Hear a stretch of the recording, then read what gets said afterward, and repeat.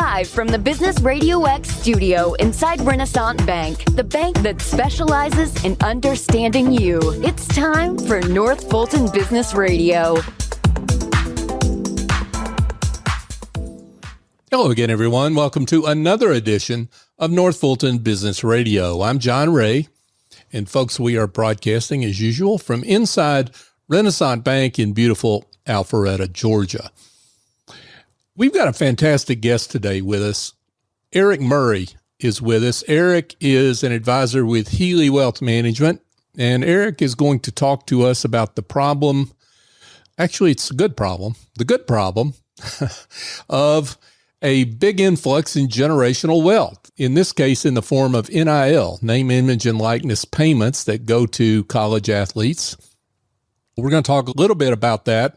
But before we get to Erick, I just want to remind you that the cure for the megabank flu, those automated and impersonal messages and relationship kinds of activities that the mega banks put in front of you to try to keep you happy and keep you from talking to them, you know, those things.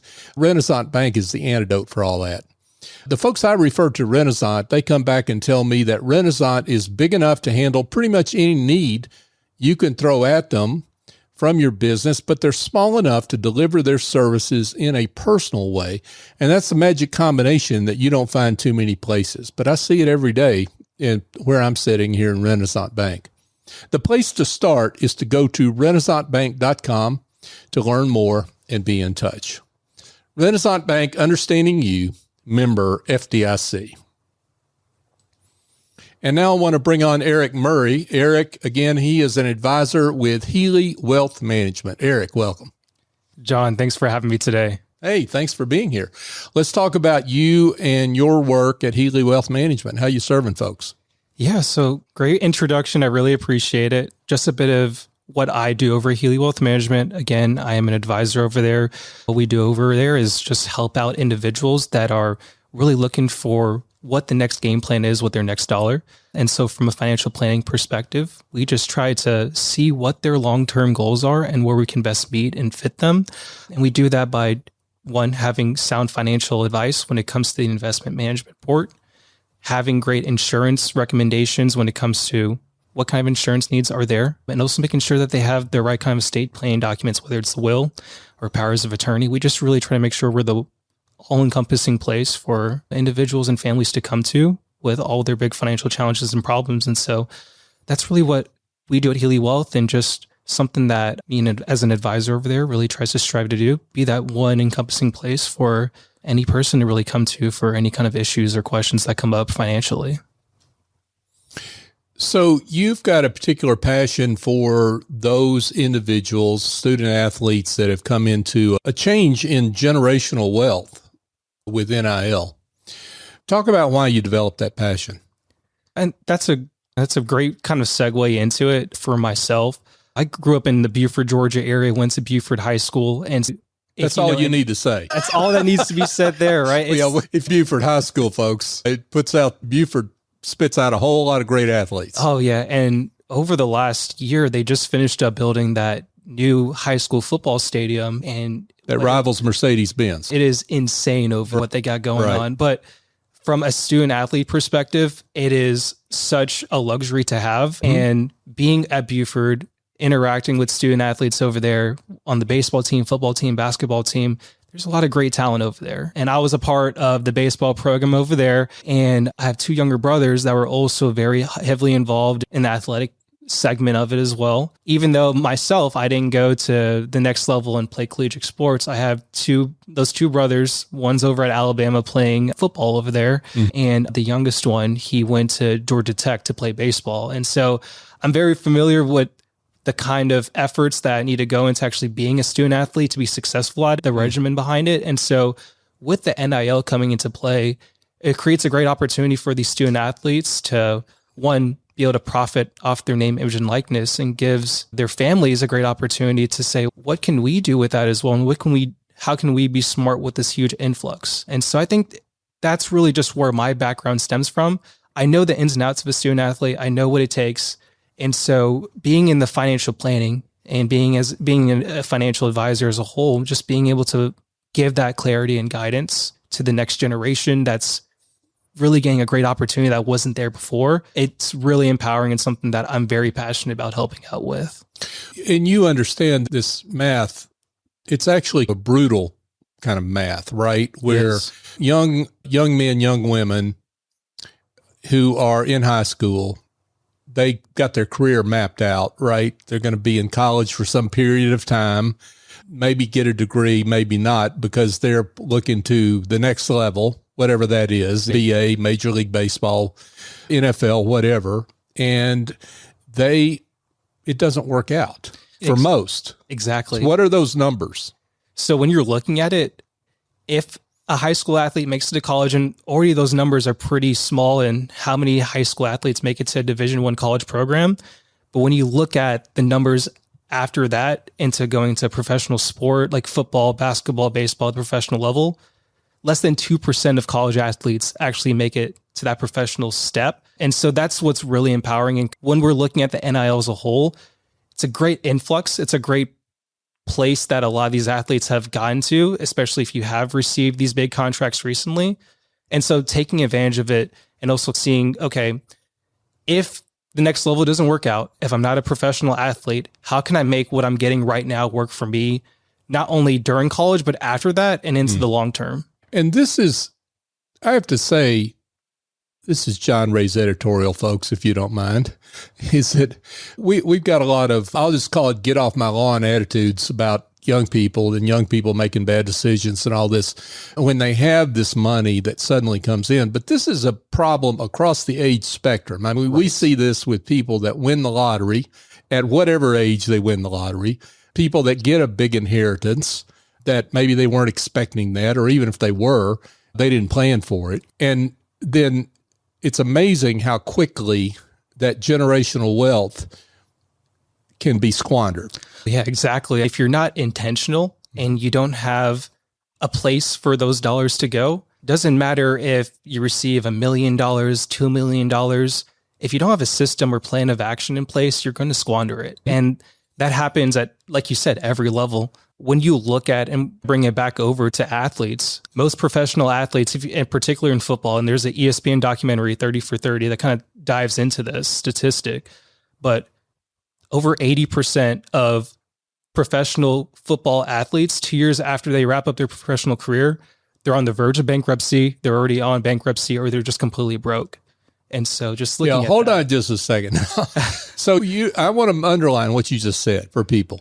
80% of professional athletes. So these are individuals that are in, let's say that as you said, football. So you'd be talking late 20s, early 30s, is generally the retirement age. Correct. Right, for NFL. So what you're talking about is individuals that aren't teenagers. Exactly. They've been around. They've had the opportunity to mature in a lot of different ways, and yet they still mess it up. Yeah, exactly. Right. And like you said, it goes across the board. Doesn't matter if you're right out of college, you're entering into retirement. This can happen to anybody, and just knowing what to do when that happens, if it were to happen, is very important.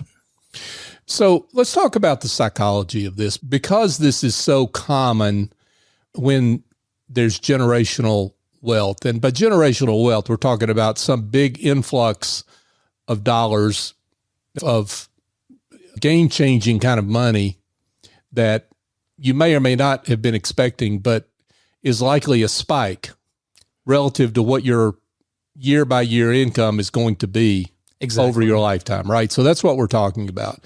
But when you have something like this happen, the psychology of it, again, is quite common, is it not? That you weren't ready for it. And the other thing is, how do you talk to someone who needs to get ready for it, but they're caught up in, like, I'll say the excitement of it, right? When they see all those zeros, they go to the ATM and they see all those zeros. Exactly. Yeah. And I think that's where having a professional team, having a financial advisor or a planning team around you can really help make those decisions a bit easier. That's something that we do at Healy Wealth. If you were to get a big influx of money or a big inheritance, what we kind of do is figure out what are your goals for the future? What are you trying to accomplish? And kind of break that down and provide you a financial plan that kind of suits what you're looking to do, whether it is building up an emergency reserve because you are getting this big one-time inheritance, and making sure you have that cushion if the unknown happens, and then also deploying those dollars in different places to, one, set yourself up, but also your family members up. I think that's a really big, important part and piece into it. And usually when someone receives a big lump sum of money, those decisions can get very overwhelming. But I think just breaking it down, seeing the smaller steps to get to that bigger picture is what's really important, and something that we try to strive to help people out to do, and what we've done for a lot of our clients at Healy Wealth. Yeah.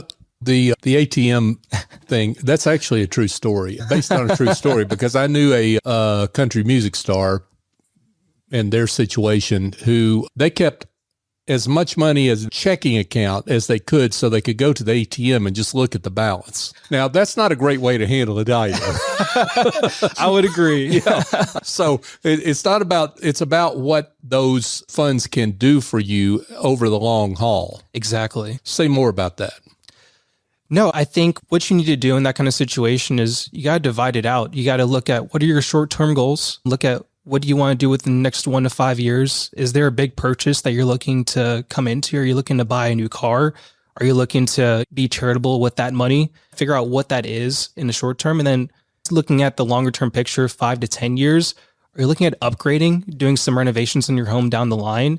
And then 10 plus years out down the road, especially if you have about 20 or 25 years until you're reaching retirement, what are the best places to put that money and not even think about and let it compound year over year to set yourself up to where you're not having to actually do so much later on down the road. You're already setting yourself up right now and laying the compounding work in the background. So I think it's just important to see where you are today and how we can best meet you down the line and kind of help that vision and goal come to fruition. Now, Erick, how do you talk to someone who they've just made a big deposit and they're like, Erick, all this is fine. I appreciate all this long-term stuff, but I got to enjoy my wheels, man. Right? Yeah. Like, I've been working hard to get to this point, and I want to enjoy some of the fruits of this. So how do you talk that through with someone, and that balance between kind of the near-term satisfaction they'd like to see from that money and then the long-term benefit of savings?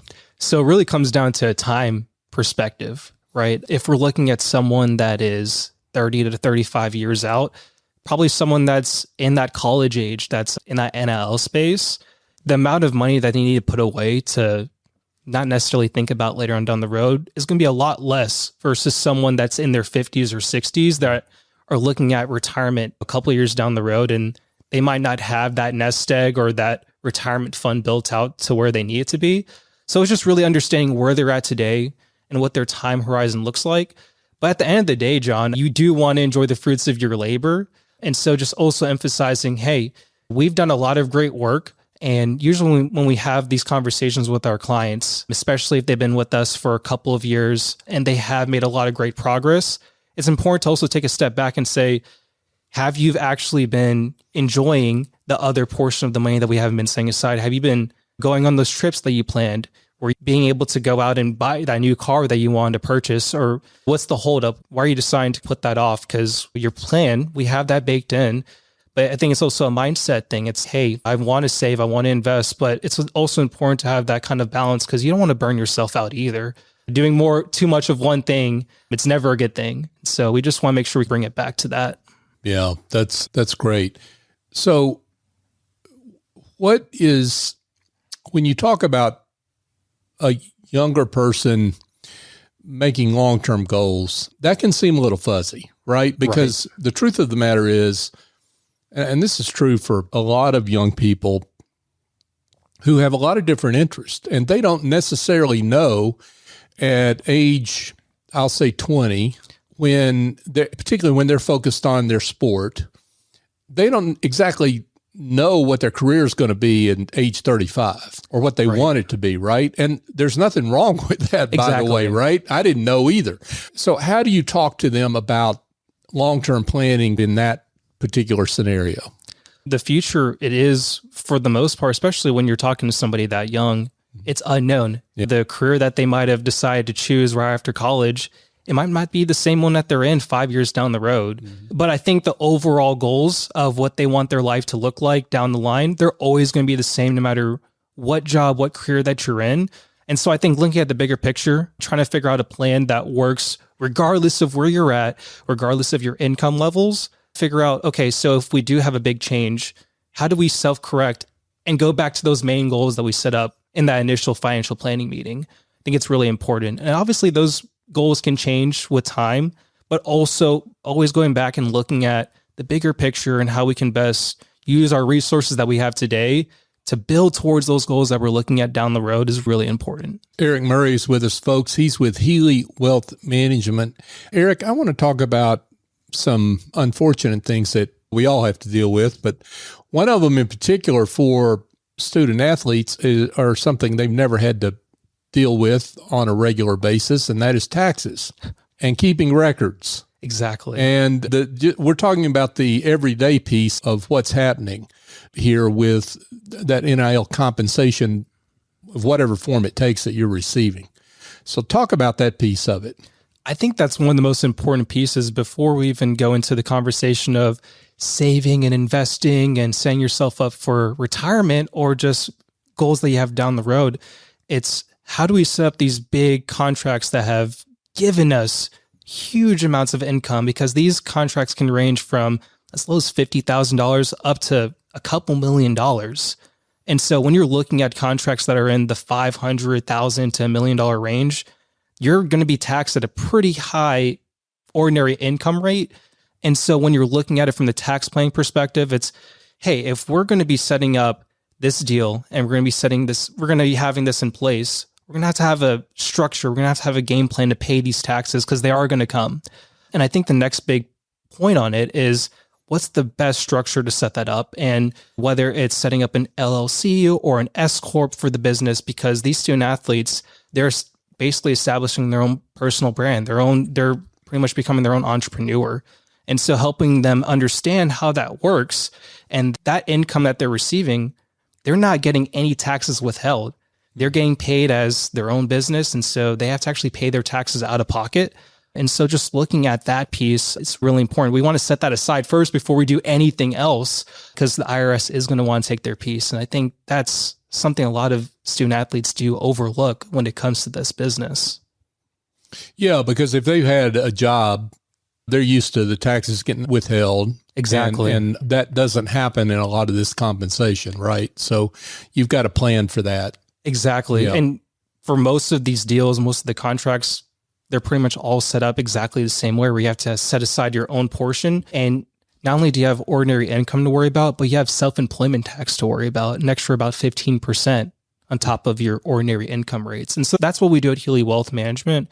We try to help you see that bigger picture and see, what does the tax bill look like? How do we coordinate that with your tax preparer to make sure that they're prepared for that as well? And also do the wealth management piece and the financial planning piece around that tax bill that is going to come up next year.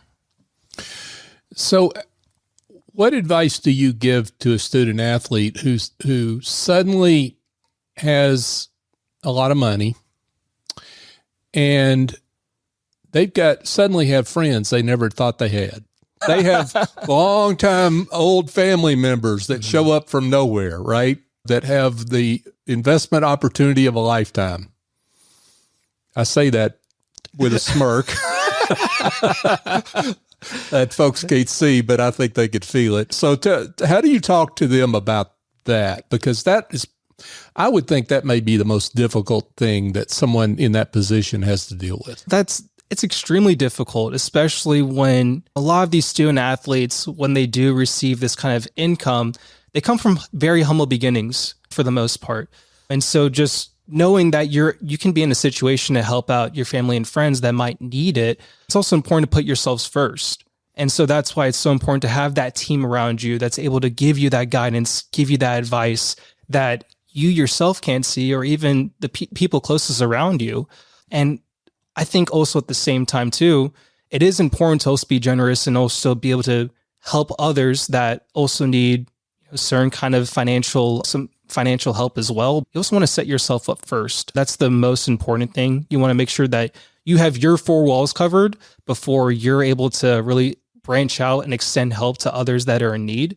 And so we always try to bring it back to that. We want to make sure that you yourself, you're the priority. And after that, there are going to be some tough conversations because there are family members that are going to want more than their fair share. And so we just try to help provide that reassurance, emotional support, and that guidance in that way that they might not get in any other place within their lives. What this raises is who's in and who's on the outside. So who do I need to have as part of my team I'm listening to? So when you're looking at that financial planning team, you're going to have a couple of different people in place. One, you're going to want to have that tax preparer in your corner. So whether it's a CPA, being able to make sure that you have your tax situation in order, that's really important.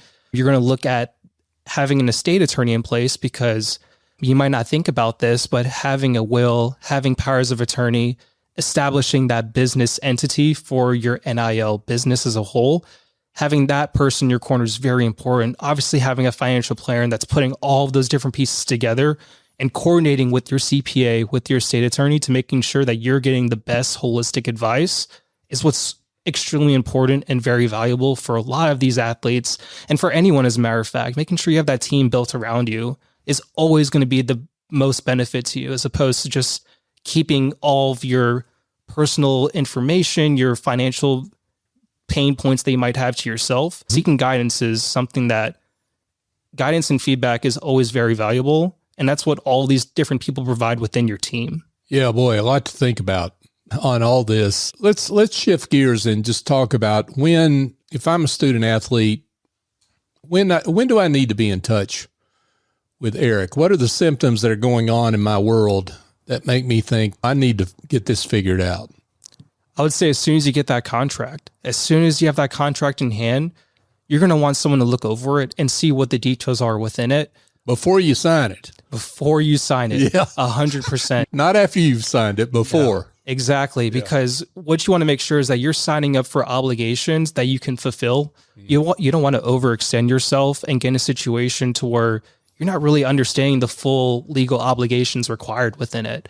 And so that's the first place I would start, because when you're looking at those contracts, not only are you representing yourself, but you're also representing the team that you're actually signing for as well. And so whether or not you carry yourself on the field a certain way, they also expect you to have that same kind of obligation and due diligence off the field. And so in those contracts, you might actually see a certain point that explains if you don't reach a certain kind of conduct off the field, this contract is null and invalid. But it's just really important to make sure you have somebody in your corner that's looking at those contract details, giving you what exactly it entails, so you're not making a bad decision when it comes to it.